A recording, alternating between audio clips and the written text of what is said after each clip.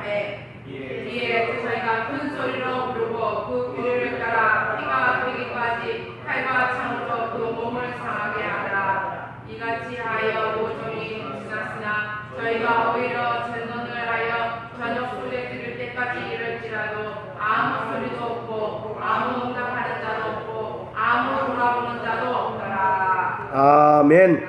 거기 29절에 보면 저희가 이같이 하여 5정이 지났으나 저희가 오히려 진언을 하여 이렇게 되어 있는데, 이 진언이라는 게 뭐겠습니까? 주문을 외우는 거예요. 주문을. 그들 방식의 막 그 주문을 외우는 것을 진언하였다 이렇게 얘기하고 있습니다. 자, 우리 21절을 우리 또 한번 읽습니다. 21절. 자, 시작. 엘리야가 모든 백성에게 가까이 나아가 이르되 너희가 어느 때까지 두 사이에서 머뭇머뭇하려느냐. 여호와가 만일 하나님이면 그를 쫓고 바알이 만일 하나님이면 그를 쫓을지니라 하니 백성이 한 말도 대답지 아니하는지라. 아멘. 지난주에 이어서 이제 설교를 하겠습니다. 지난주에는 바알 종교의 특성에 대해서, 우리가 이제 바알 종교는 풍요를 이제 준다라고 하는 명분으로 물신주의다라고 말씀을 드렸습니다. 그리고 또 하나는 이제 음란주의, 음란을 조장하는 것이 바알 신의, 바알 이제 그 종교의 특징이다. 그리고 그 바알 종교가 우리나라 이제 그 고대 역사를 통해서 우리에게 면면이 내려왔다라고 이렇게 말씀을 드렸습니다. 오늘은 지난주에 이어서 바알 종교의 또 하나의 특징인 신비주의에 대해서 말씀을 드리겠습니다. 그리고 그 신비주의가, 바알 종교의 신비주의가 지금 우리 일상생활에, 또 특히 우리 교회까지 얼마나 심각하게 침투해 왔는가 하는 것에 대해서 오늘 말씀을 드리겠고, 그렇다면 과연 그런 것들을 우리가 어떻게 배격하고 또 어떻게 분별해낼 수 있을까에 대해서 말씀을 드리겠습니다. 모든 종교에는 신비 체험이 있습니다. 신비 체험이 없으면 종교가 될 수가 없는 거예요.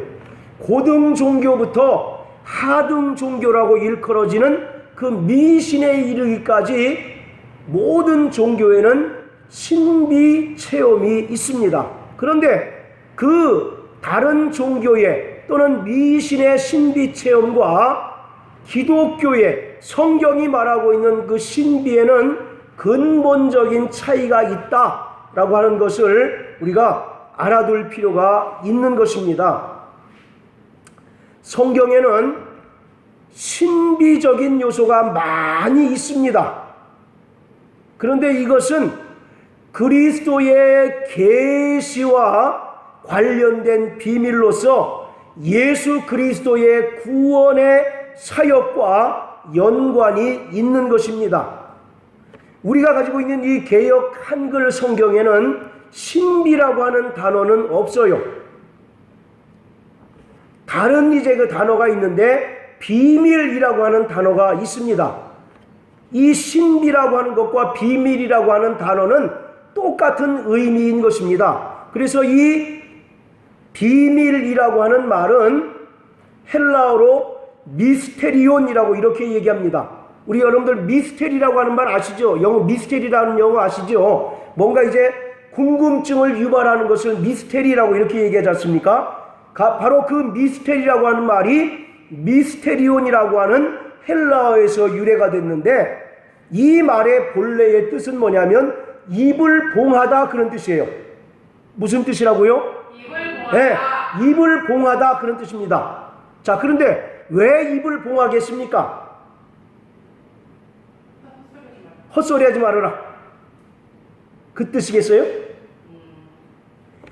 인간의 과학적인 상식이나 지식으로는 도무지 이해 안 되기 때문에 그러한 현상에 대해서 왈가왈부하지 말라는 차원에서 입을 봉하다, 그런 뜻입니다. 골로새서 2장 2절에 보면 예수 그리스도는 하나님의 신비요 하나님의 비밀이시다라고 이렇게 이야기하고 있어요. 그래서 그 예수 안에 하나님의 모든 신성의 충만함이 있다라고 이렇게 얘기합니다. 그러므로 우리는 예수 그리스도를 알면 하나님의 모든 뜻을 알게 되고 하나님의 신비를 깨달을 수가 있는 것입니다. 결국 성경에서 말하는 신비라고 하는 것은 죄인을 구원하기 위한 하나님의 계획과 또 이것을 이루시기 위해서 예수 그리스도를 통해서 우리에게 보여주셨던 그 표적들을 성경은 신비 또는 비밀이라고 이렇게 이야기하고 있습니다. 누가복음 1장 37절에 보면 대저 하나님의 모든 말씀에는 능치 못하심이 없다라고 누가는 기록하고 있습니다. 여러분들 누가의 그 직업이 뭡니까? 의사였어요. 당시에 의사였습니다. 지금도 마찬가지지만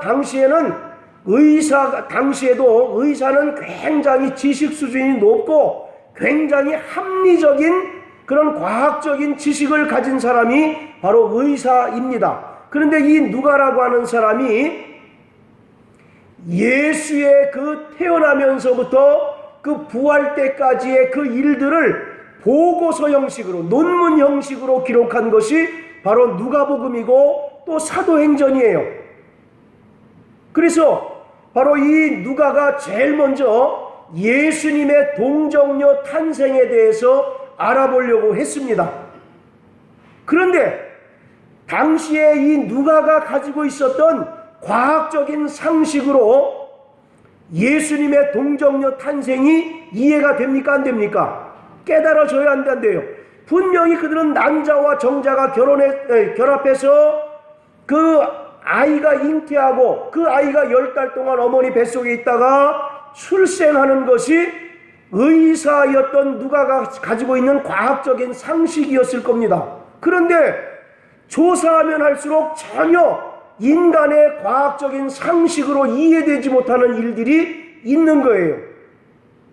그래서 이 누가가 결론을 내린 것이 바로 누가복음 1장 37절의 말씀입니다. 대저 하나님의 모든 말씀에는 뭐가 없다고요?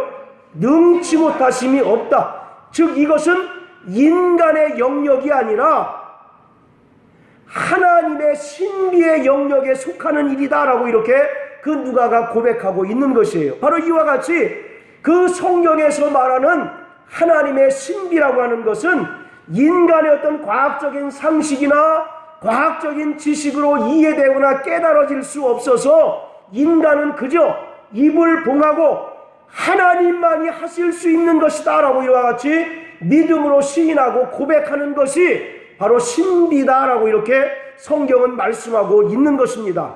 그런데 이러한 것들에서 벗어난 그 신비가 우리 주변에 얼마나 많습니까?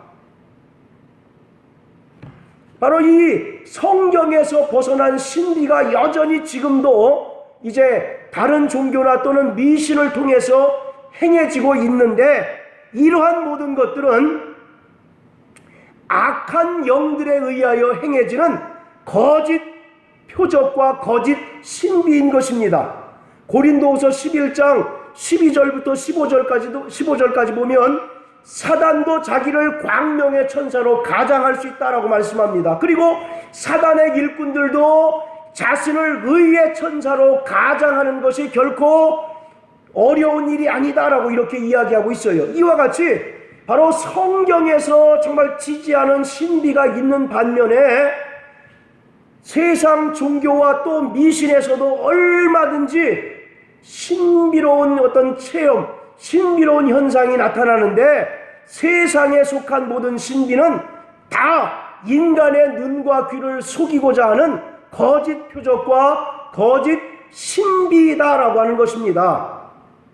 다른 종교나 또는 미신에서 행해지는 그러한 신비들은 하나님의 계시로서의 신비가 아닌 지극히 주관적이고 개인적인 체험일 뿐이다라고 하는 것을 우리가 분명히 알아야만 되는 거예요.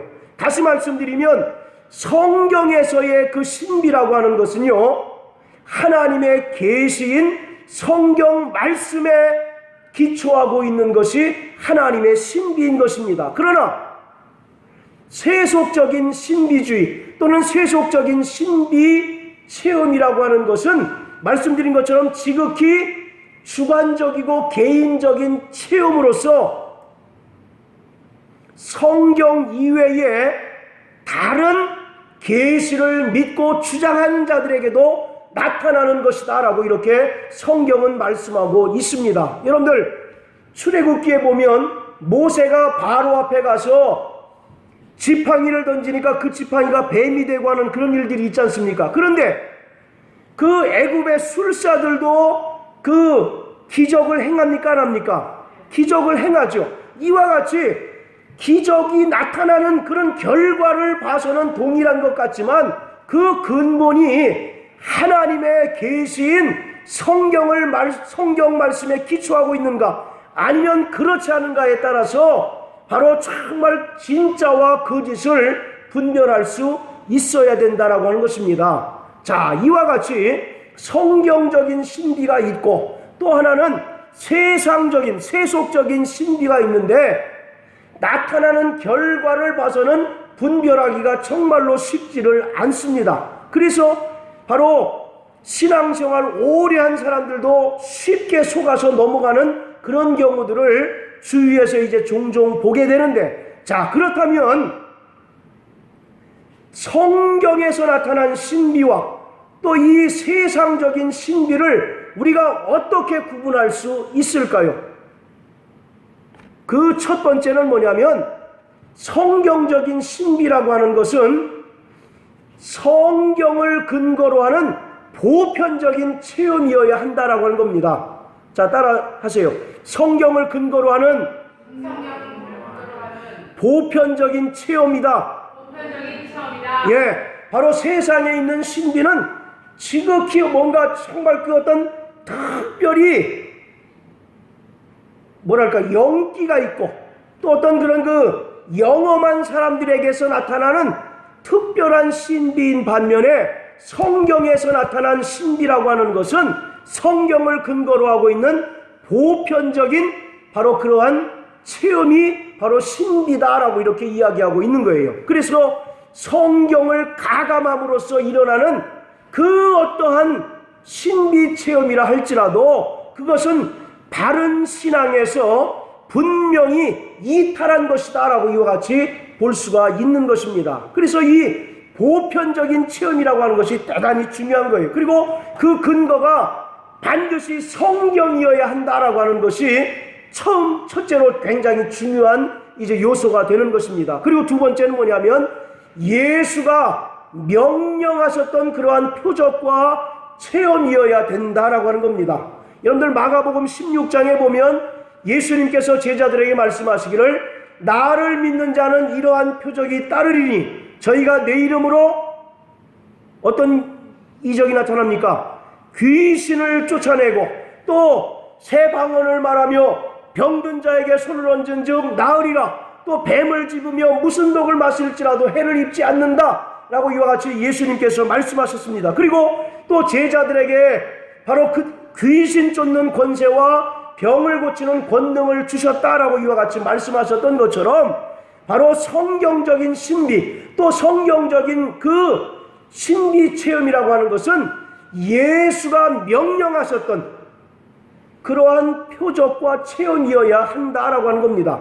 그리고 세 번째 또 우리가 참과 거짓을 분별할 수 있는 세 번째 바로 요소가 뭐냐면 체험의 결과가 반드시 하나님께 영광이 되어야 한다는 겁니다. 그리고 그 체험을 통해서 하나님의 선하신 성품이 나타나야 그것이 성경적인 신비인 것입니다. 다시 말씀드리면 이러한 체험의 동기 그리고 과정 결과가 모두 선해야 된다는 겁니다. 자, 하나님은 선하시면 아멘 하세요. 네, 그와 같이 이 모든 체험이나 체험의 그 동기와 과정과 결과가 선해야 되고, 또 한 가지 그 체험이 교회의 그 덕이 되고 또 성도들의 그 신앙을 유익하게 만드는, 신앙에 유익한 그러한 이제 영향력을 끼칠 때 그것이 성경에서 말하는 신비인 것입니다. 여러분들 마태복음 10장 8절에 보면 예수님께서 제자들을 2명씩 그 짝지워서 이제 그 전도를 보내실 때 뭐라고 얘기합니까? 너희는 다니면서 병을 고치고 또 죽은 자를 살리고 문둥이를 깨끗게 하며 귀신을 쫓아내되 너희가 거저 받았으니 거저 주어라. 이와 같이 예수님께서 제자들에게 말씀하잖아요. 그러나 오늘 대부분 많은 사람들이 어떤 자신에게 나타난 어떤 특별한 현상 또는 특별한 체험들을 마치 돈벌이의 수단으로 악용하는 사람들이 많다라고 하는 거예요. 그래서 돈을 자기에게 바치지 않으면 그러한 현상을 경험할 수 없다라고 이와 같이 얘기하는 사람들이 많고, 또 그러한 어떤 특별한 체험이나 특별한 이제 정말 신비 현상을 마치 자기만 이제 일으키고 행할 수 있는 것처럼 생각해서 자신을 우상화하고 자신을 다른 사람들보다 뭔가 더 특별한 존재로 만드는 그런 수단으로 사용하는 사람들이 있다라고 하는 거예요. 성경은 분명히 너희가 거저 받았으니 거저 주어라고 이와 같이 말씀하고 있는 것입니다. 할렐루야. 그런데 사람들이 그것을 악용하고 그것을 불순한 의도로 불순하게 사용하기 때문에 오늘 많은 사람들이 그것에 미혹되고 또 그것이 오히려 그 사람을 넘어지게 만들고 타락하게 만드는 그런 절대적인 요소가 될 수가 있다는 거예요. 어떤 사람들은 자기에게 능력이 많이 나타나니까 심지어 자기를 뭐라고 하느냐면 자신을 성령님이다라고 이와 같이 이야기하는 사람들이 많습니다.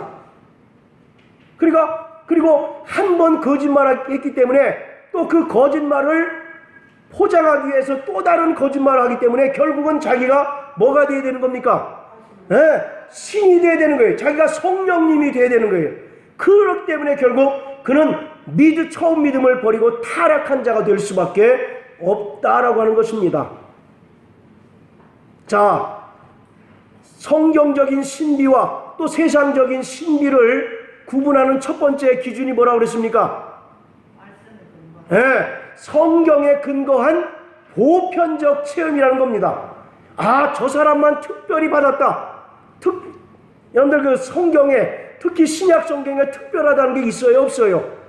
구약에는 혹시 특별한 경우가 있을지 모릅니다. 하나님께서 선지자나 어떠한 특별히 쓰시는 자들에게 꿈과 환상을 통해서 계시하는 것은 있어요. 그러나 이 신약 시대에 와서는 성령을 통해서 또 예수를 통해서 하나님의 모든 비밀이 다 공개되었습니다. 그렇기 때문에 그 신앙 안에서 특별하다라고 이와 같이 정말 자신을 생각하는 사람들은 뭔가 잘못된 신앙을 가지고 있다라고 봐도 결코 과언이 아닌 거예요.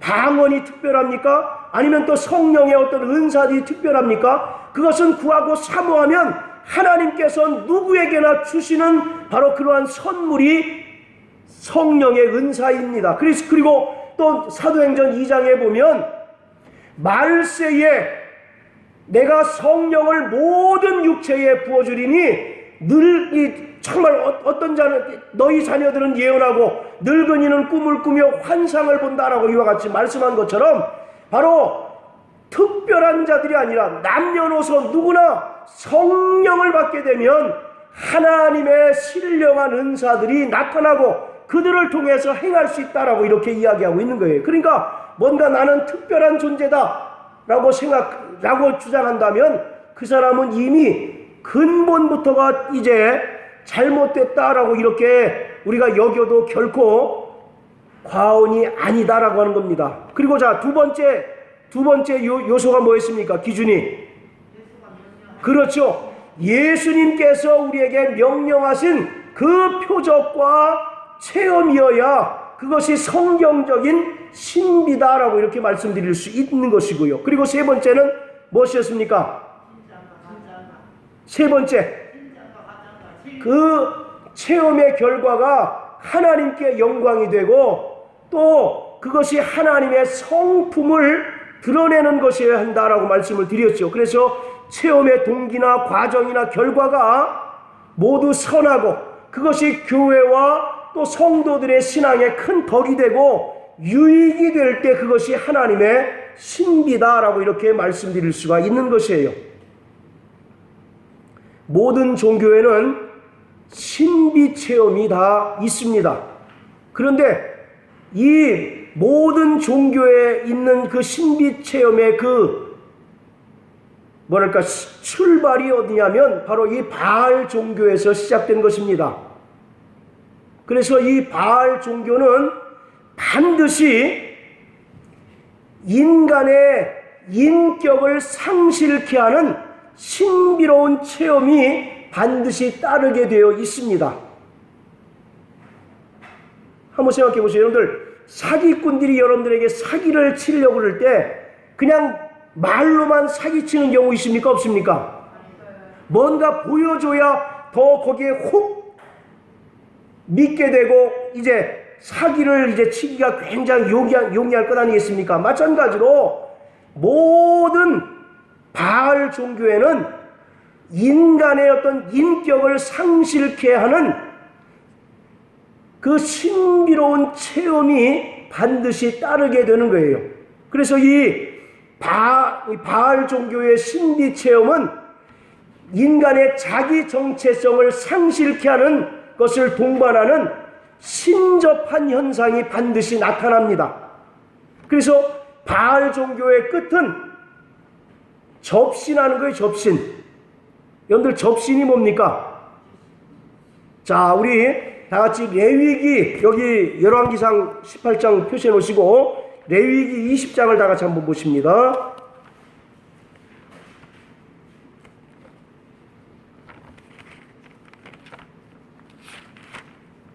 자, 레위기 20장,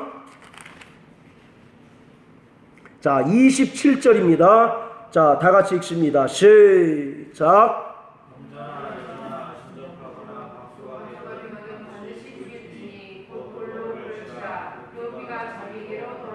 예, 남자나 여자가 신접하거나 박수가 되거든 반드시 돌로 쳐서 죽이라고 이렇게 얘기합니다. 여기서 신접한다라고 하는 것은 귀신에게 점령당한 것을 신접이라고 얘기해요. 접신 또는 신접 그러는데 이것은 귀신에게 사로잡히고 귀신에게 완전히 점령당한 상태를 바로 성경은 신접이라고 이야기하는데, 특히 구약의 그 율법에 의하면 이와 같이 신접해서 이제 그 지절거리고 속살거리고 거짓말을 일삼는 자들을 반드시 돌로 쳐서 죽여서 그 이스라엘 가운데 두지 말 것을 말씀하고 있는 거예요. 그런데 오늘 이 신접한 현상들이 바알 종교의 끝에는 반드시 나타나게 된다는 것입니다. 근데 어떤 사람들은요, 우리가 성령 충만한 것과 이 신접한 것을 혼동하는 사람들이 굉장히 많습니다. 그래서 마치 귀신으로 충만한 것을 성령 충만한 것이다라고 이렇게 이제 착각하고 오해하는 사람들이 대단히 많습니다.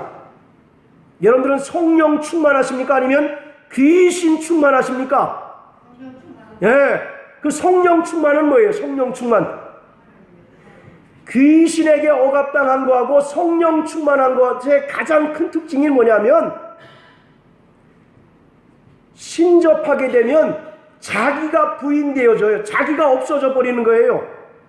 자기의 인격이 무시되고 자기의 인격이 상실되고 자기의 의지가 온데간데 없어지는 것이 바로 신접한 것입니다.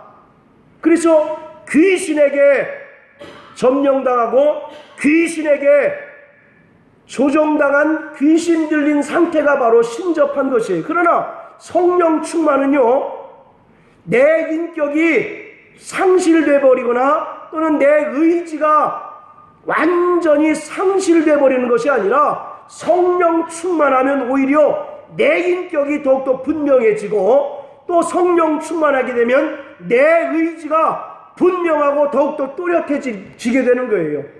그래서 성령으로 충만하게 되면 육신의 소욕을 제어하고 성령의 소욕을 쫓아 따르는 것, 성령의 소욕을 쫓아 이제 살아가는 것, 그것이 바로 성령 충만한 것입니다. 그런데 말씀드린 것처럼 귀신으로 충만한 자는 자기 의지가 있어요, 없어요? 없어요. 자기 정체성이 있습니까, 없습니까? 없는 거예요. 그래서 어떤 그 코미디 프로 보니까 다중인격 뭐 그런 거 나오죠. 대성 형제 그게 뭐였습니까? 왜 다중인격 뭐 자기 안에 뭐 몇 명의 인격이 들어갔다고 이렇게 뭐 개그 콘서트인가 어디 뭐 나온 것 같은데, 아무튼 그래. 요새 뭐 다중인격이라고 하는 말이 있는데 아주 그걸 그 귀신 들림을 굉장히 미화해서 표현한 것이 바로 다중인격이에요. 그러니까 귀신의 인격이 딱 들어와 버리니까 자기의 인격이 있습니까, 없습니까? 자기의 인격이 없고 자기의 의지가 없는 거예요. 그래서 그때로부터 귀신에게 휘둘려서 결국은 우울증에 걸린 사람들은 어떻게 됩니까? 결국 아파트에서 뛰어내려서 이제 비참하게 최후를 맞이하게 되는 그런 경우가 생기는 거죠. 이와 같이 성령 충만이라고 하는 것은 자기 의지가 분명하고 자기 인격이 분명하고 또렷한 상태가 바로 성령 충만이에요. 그러나 바로 신접하거나 또는 귀신 들렸다라고 하는 말은 내 인격이 상실되고 내 정체성이 상실된 채로 귀신의 인격에 점령당하고 귀신의 의지에 사로잡히고 귀신에게 조정당하는 상태가 바로 신접한 상태인데, 이것이 바알 종교의 최종 도달 목적지인 것입니다. 그리고 이 사람들은 이러한 그 신접함에 이르기까지 계속 반복적으로 주문을 외워요. 그리고 주문을 외우다가 이제 정말 신이 그들에게 이제 임하게 되면, 귀신이 임하게 되면 광란의 상태에 이르게 되고, 거기서 이제 좀 더 이제 도가 지나치게 되면 자기 몸을 이제 막 자해합니다. 아까 열왕기상에도 나오지요. 그들이 막 칼로 자기 몸을 어떻게 했습니까? 자, 우리 다시 한번 열왕기상 한번 보세요. 자, 열왕기상 18장. 자, 거기 보세요. 26절에 보면 그들이 그 쌓은 단 주위에서 어떻게 합니까? 26절. 막 그들이 춤추고 이제 뛰놀아요. 그러한 광란의 상태가 이제 벌어집니다. 그리고 그것에서 이제 좀 더 이제 더 깊숙이 귀신에게 이제 억압이 되게 되면 28절에 칼과 창으로 그 몸을 어떻게 됐습니까? 상하게 막 자해하는 거예요. 자해.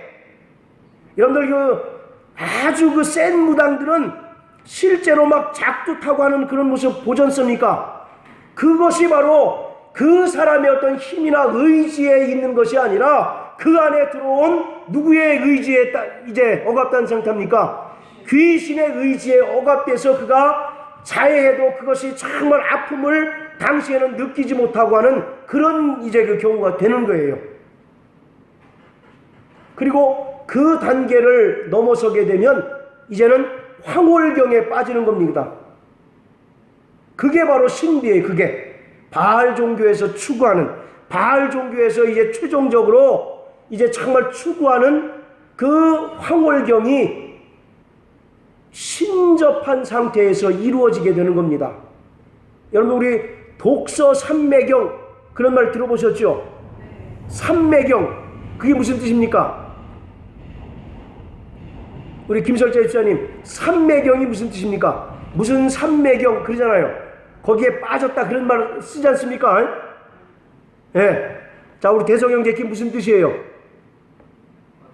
예. 네. 뭐에 깊이 빠져 있는 상태로 우리가 그렇게 얘기하잖아요. 그런데 이 삼매경이라고 하는 단어가요, 불교 용어입니다. 불교 용어. 그 사람들이 잡념을 버리고 열심히 수련을 해서 해탈의 경지에 이르는 상태를 삼매경이라고 이렇게 얘기를 해요. 그러니까 우리가 가급적이면 지금까지는 뭐 몰라서 이제 그 사용했다 할지라도 지금부터는 그 삼매경이라는 단어가 결코 영적으로 유익한 단어가 아니기 때문에 가급적이면 사용을 안 하는 것이 좋겠습니다. 자, 이와 같이 바알 종교의 끝은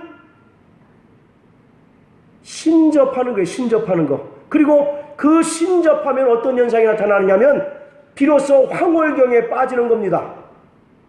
그들도 환상을 보고 그들도 뭔가 평범한 사람들이 정말 이제 보지 못하는 그런 이상한 체험들, 이상한 어떤 그런 그 현상들이 그들을 통해서 나타나는데 그것은 그들이 처음에 반복적으로 주문을 외우다가 광란의 상태, 그리고 이제 심지어 이제 막 몸을 자해하면서 결국은 최종적으로 신이 그들에게 임할 때 얻게 되는 그 황홀의 상태, 그것을 바로 그들은 이제 목적하고 그들이 이제 추구하는 목적지가 바로 그 황홀경인 거예요. 그게 기독교 내에도 정말 지금 만연돼 있어서 여러분들 입신이라는 얘기 혹시 들어보셨습니까? 예. 네. 그게 기독교적인 용어입니까? 성경에 입신이란 단어는 절대 없어요. 그러나 요즘 기독교에서 마치 정말 자신이 입신을 체험했다라고 해서 뭔가 굉장히 자기가 신령하고 굉장히 능력이 많은 사람처럼 이제 이렇게 떠벌리는 사람들이 대단히 많습니다. 제가 보기에는 100%는 어떤 면에서는 귀신 들린 자일 수 있다는 얘기예요. 아까 뭐라고 말씀드렸어요? 반드시 모든 체험이 어디를 근거로 해야 된다고 말씀드렸습니까? 성경을 근거로 해야 하고 또 예수께서 하셨던 명령하셨던 그 표적과 체험을 우리가 체험이 나타나야지 그것이 바로 성경에서 말하는 이제 참 어떤 그런 표적이고 또 이제 하나님의 신비지. 그러나 뭔가 사람들은 자꾸 성경을 가감합니다. 자기에게서 뭔가 이제 이상한 이제 그 현상이 나타나면 그걸 자꾸 성경적으로 이제 보충하려고 하다 보니까 성경에 없는 말을 첨가하고 또 성경에 있는 말조차 빼는 그런 오류를 범하기 쉽다라고 하는 거예요. 그 모든 것들이 다 귀신의 농간이고 또 귀신의 역사라고 하는 사실을 분명히 깨닫게 되시길 주의 이름으로 축원합니다. 그리고 그 모든 것은 결국 어디서 왔느냐? 세상 임금인 마귀 그리고 바알 종교에서 바로 유래된 그러한 신비 체험이다라고 이와 같이 말씀드릴 수가 있는 것입니다. 자, 그렇다면 실제로 우리 주위에 일어나는 현상들, 그런 신비로운 현상들이 뭐가 있을까요? 또 그리고 교회 안에도 침투해온 바알 종교의 어떤 그런 신비주의가 어떤 것이 있나를 한번 이제 살펴보겠습니다. 자, 그 첫 번째로 여러분들 전생 체험이라는 거 들어보셨죠? 전생 체험. 텔레비전 레드선 그러면 확 그래가지고 전생이 보인다는 등 얘기하지 않습니까? 그래서 어떤 누구의 연예인이 전생 이제 체험을 했는데 자기가 전생에는 뭡니까? 고양인가 뭐였대요. 에?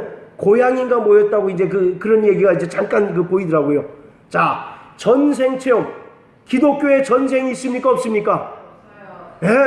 기독교는 전생이 전혀 언급되어 있지 않고 전생에 대한 일부라도 인용할 만한 그런 근거가 전혀 없습니다. 전생은 전부 불교나 힌두교에서 유래된 그러한 사상이고 그것은 결국 바알 종교에서 유래됐다라고 이렇게 우리가 볼 수가 있는 겁니다. 그런데 사람들은 전생 체험, 어떤 무의식 상태에 빠져서 전생을 체험하고 전생을 회상하는 이제 그런 이제 실험들이 굉장히 많습니다. 제가 직접 인터넷으로 보니까 그 전생 체험을 돈 주고 한다고요. 돈 주고. 그래서 한 번 할 때마다 얼마 돈을 줘야 합니다. 다시 말씀드립니다. 기독교는 전쟁이 있어요, 없어요? 전쟁이 전혀 없습니다. 그것은 전부 다 귀신의 농간이고 귀신에게 농락당한 것이다라고 이와 같이 정말 인정하시기를 바랍니다. 자, 그리고 두 번째로 점치는 행위. 혹시 이 중에 예수 믿고 나서 점쳐보신 분 계십니까? 큰일 납니다. 점치는 것도 뭡니까? 누구의 역사예요? 귀신이 바로 그 점쟁이에게 점을 보러 온 사람의 그 정보와 그 모든 내용들을 소상히 알려주는 거예요. 그래서 이 점쟁이가 귀신의 어떤 힘을 통해서 그 사람의 과거와 현재를 알아맞추는 것이 바로 점치는 겁니다. 자, 우리 한번 여기 또 표시해 놓으시고 신약 성경 사도행전 16장 한번 보십시오. 자, 사도행전 16장.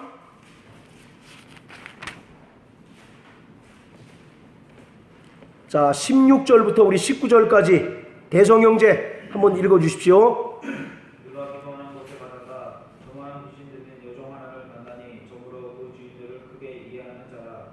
벌과 우리를 쫓아와서 소리질러 가로되 이 사람들은 지극히 높은 하나님의 종으로 구원의 길을 너희에게 전하는 자라 하며 이같이 여러 날을 하는지라. 바울이 심히 괴로워하여 돌이켜 그 귀신에게 이르되 예수 그리스도의 이름으로 내가 내게 명하노니 그에게서 나오라. 이 귀신이 즉시 나오니라.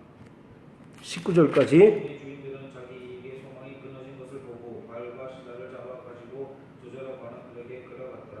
예, 자 16절 보세요. 우리가 기도하는 곳에 가다가 누굴 만납니까? 점하는 귀신 들린 여종 하나를 만났다. 그리고 그 점술 행위로 그 주인에게 크게 이제 돈벌이를 안겨주는 그런 용한 점쟁이가 있었던 거예요. 그런데 사도 바울이 귀신을 쫓아냈더니 그 여자가 다시 점을 칩니까, 못 칩니까? 점을 더 이상 칠 수가 없는 거예요. 그러니까 그 사람을 고용해가지고 돈을 많이 벌던 사람들이 굉장히 열을 받아가지고 19절에 보면 바울과 실라를 이제 옥에 가두는 그런 장면이 나오는 거예요. 그러니까 바로 이 점치는 것도 무의식 상태에서 이제 접신, 즉 귀신이 들어와서 귀신이 그 점을 보러 온 사람의 모든 정보를 다 제공을 해주는 겁니다. 그래서 그 사람의 과거와 현재를 알아맞추는 게 바로 점이에요, 점. 자, 그런데 귀신은 미래를 알아맞힐 수 있을까요, 없을까요? 미래를 알아맞힐 수 있을까요, 없을까요? 이 굉장히 중요한 얘기입니다. 왜 없다고 생각하십니까? 여러분들은 어떻게 생각하세요? 우리 김설재 집사님, 그게 이제 정답이신데, 자, 그게 이제 성경적인 근거가 있어야 되잖아요.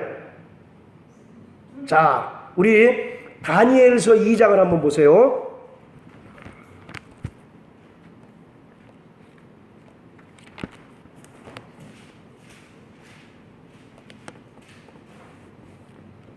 자, 먼저 11절 우리 사모님 한번 읽으십니다. 다니엘서 2장 11절. 왕이 부르신 것은 희한한 일이라. 육체와 함께 구하지 아니하는 신들 외에는 왕 앞에 그것을 보일 자가 없나이다 한지라. 예, 자, 그 전에 보면 왕이 희한한 꿈을 꾸는데 그거를 알아맞추는 사람이 없다는 얘기예요. 그걸 누구만 이제 해석해 줄 수 있다는 얘기입니까? 예, 거기 보면 신들 외에는 왕 앞에 그것을 보일 자가, 해석해 줄 자가 없다라고 이렇게 얘기하고 있는 겁니다. 여기서 신이라고 하는 것은 귀신을 얘기하고 있는 겁니다. 자, 28절 한번 다 같이 보십니다. 자, 28절 우리 순정 형제 찾아서 한번 읽어봐요. 다니엘서 2장 28절. 자, 다른 분들은 다 한번 자세하게 보십시오.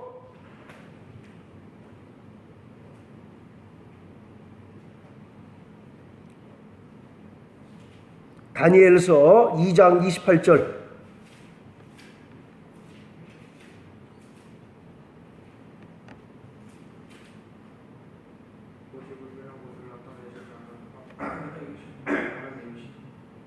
그가 느부갓네살 왕에게 물의 일을 알려주나이다. 왕의 진상의 서대적으로 받은 이상은이라.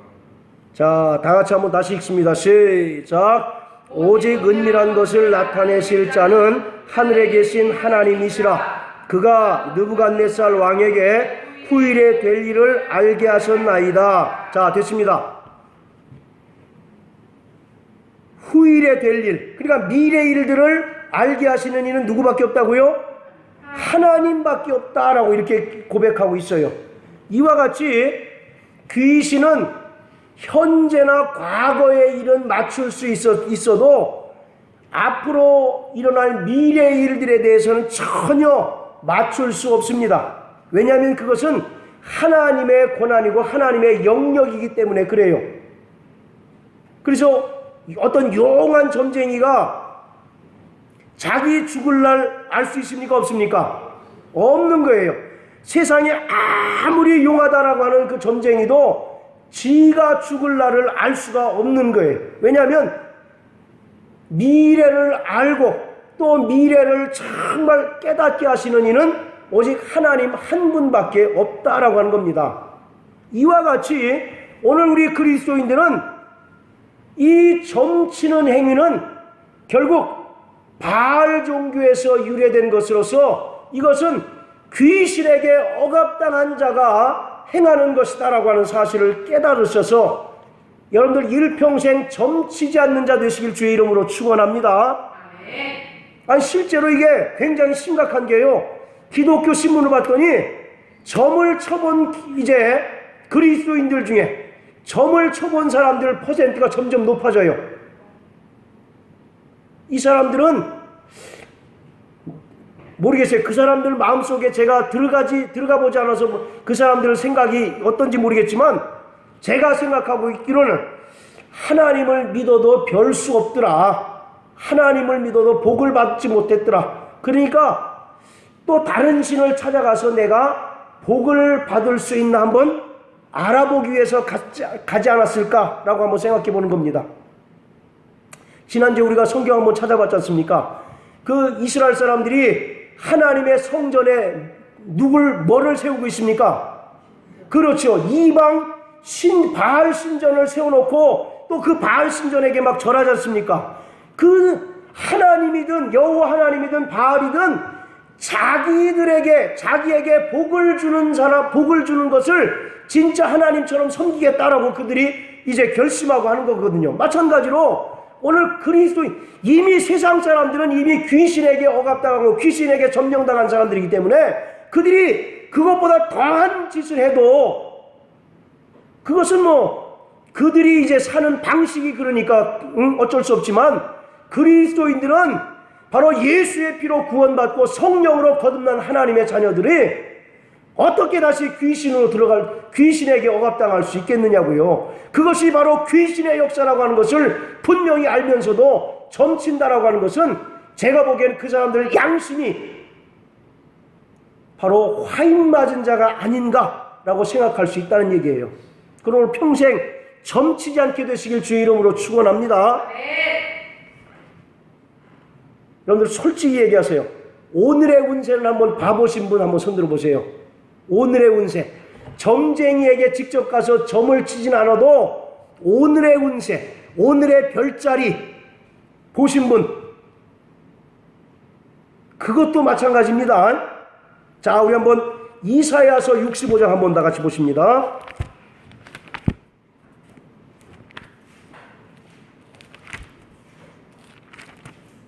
자, 11절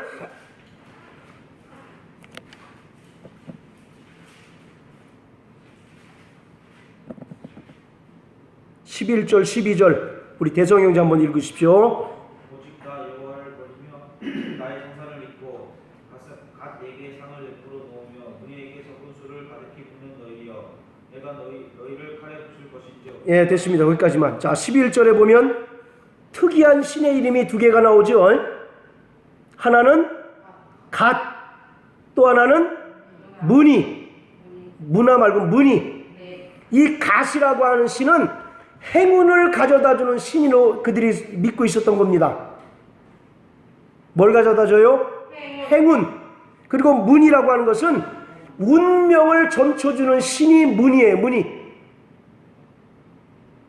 이들이 늘 그런 조그만 어떤 그런 모양의 그런 것을 가지고 다니면서 오늘 일진이 어떤가를 봤던 거예요.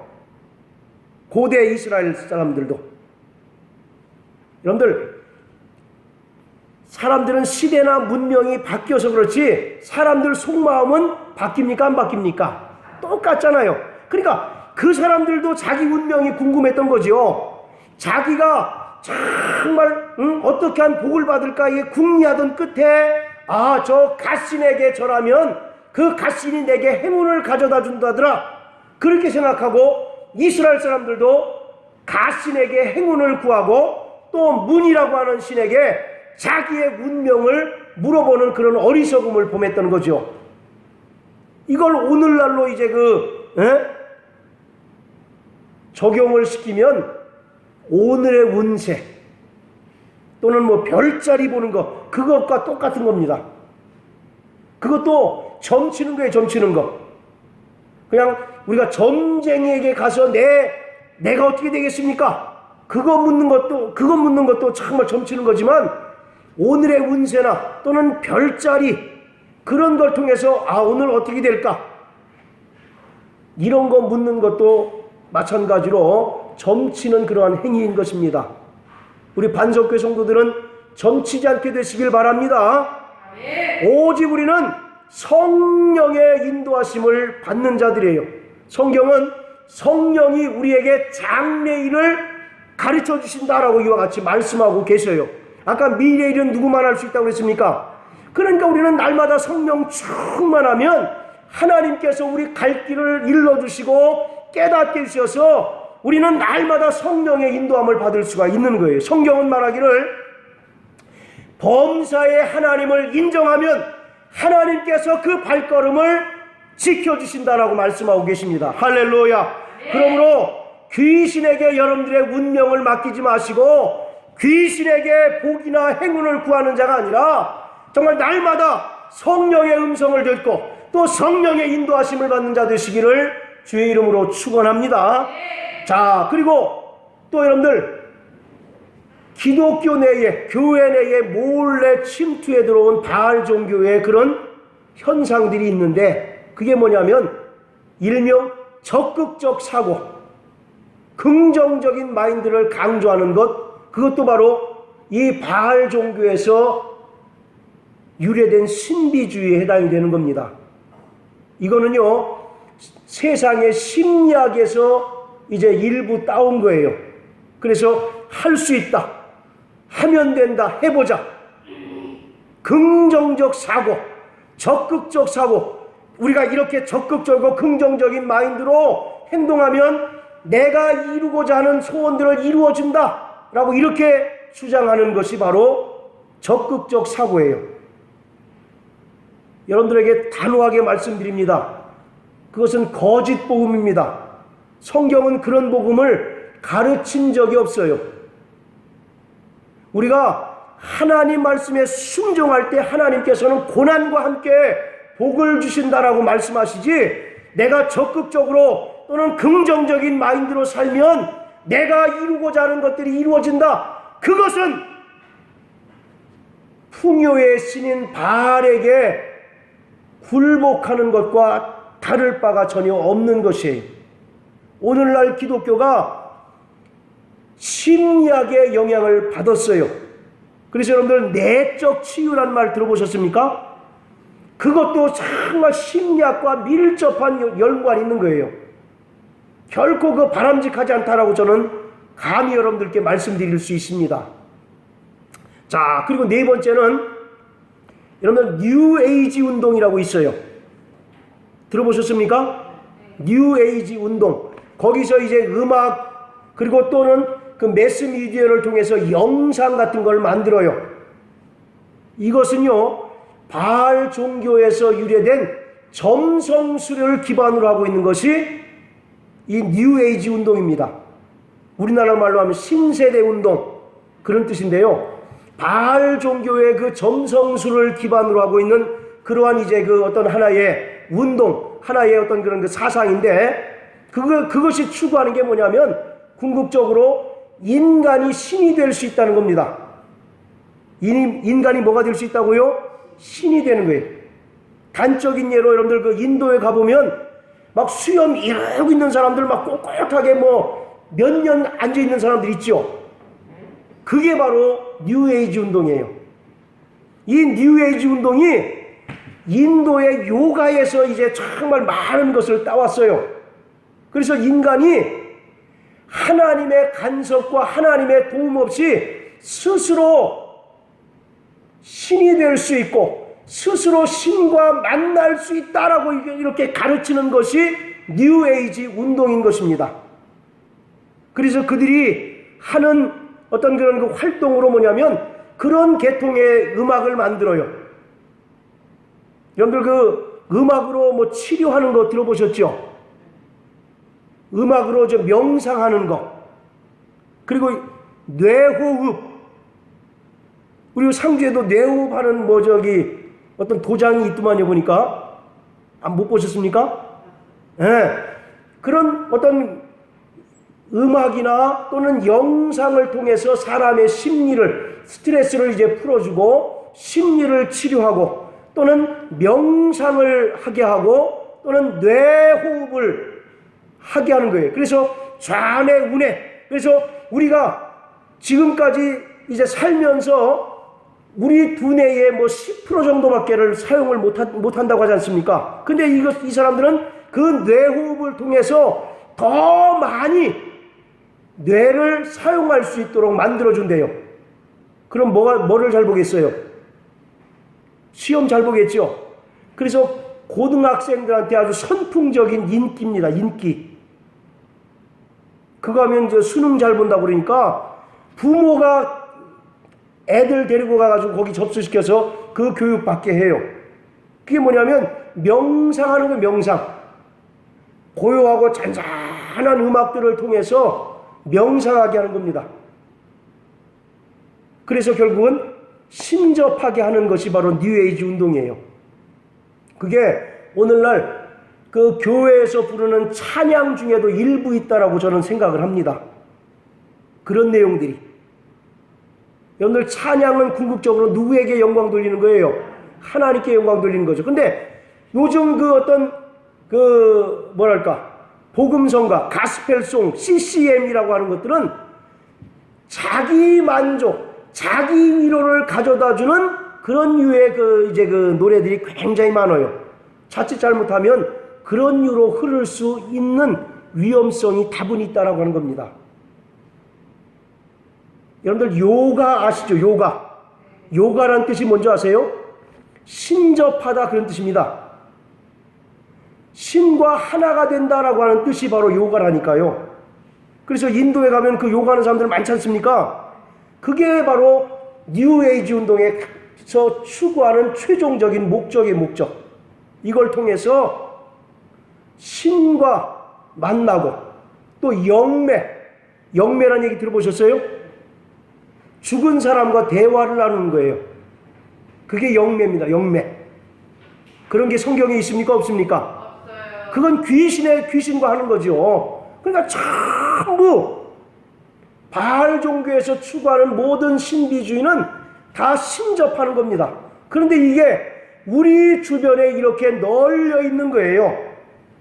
그리고 심지어 교회 내에도 이렇게 많이 알게 모르게 들어와서 사람들의 그 믿음을 갉아먹고 사람들의 영혼을 혼미케 하고 있다라는 겁니다. 그래서 이 사람이 정말 하나님께 예배하는 건지 아니면 정말 바알 신에게 예배하는 건지 혼동이 안 갈 정도로, 아까도 말씀드렸잖아요. 귀신 충만하고 성령 충만하고 겉으로 드러나는 모습은 비슷하니까 내가 하나님 찬양한다 하지만 결국 누구에게 찬양하는 경우가 있을 수 있습니까? 바알 신에게 찬양하는 경우가 있다는 얘기거든요. 그러므로 우리는 정말 오늘 저와 여러분들에게 분별의 은사가 특별히 있게 되시길 주의 이름으로 축원합니다. 성령의 은사 중에 그 분별의 은사가 있죠. 영분별의 은사가 있어요. 오늘 우리가 정말 성령 충만해서 내게 영분별의 은사가 있지 않으면 그런 것들 우리 주변에 너무 쉽게 접근할 수 있고 우리 주변에서 너무 쉽게 발견할 수 있는 것, 이거 뭐 별거 아니구나 생각하고 거기에 깊이 빠져들어갈 수 있다란 얘기입니다. 사랑하는 성도 여러분, 오늘 우리는 귀신에게 점령당한 자가 아니라 성령의 지배받는 성령 충만한 자 되시길 주의 이름으로 축원합니다. 아까 엘리야가 얘기하잖아요. 이스라엘 사람들아, 너희가 하나님께 속하였으면 그를 섬기고 너희가 바알에 속하였으면 바알을 섬기라고 이와 같이 말씀하고 있어요. 오늘 사랑하는 성도 여러분, 우리는 성령께 속한 자인 것을 믿으시길 주의 이름으로 축원합니다. 그러므로 우리는 정말 세상에 알지 못하는 귀신에게 우리의 운명이나 우리의 복을 정말 구걸하는 어리석은 자가 아니라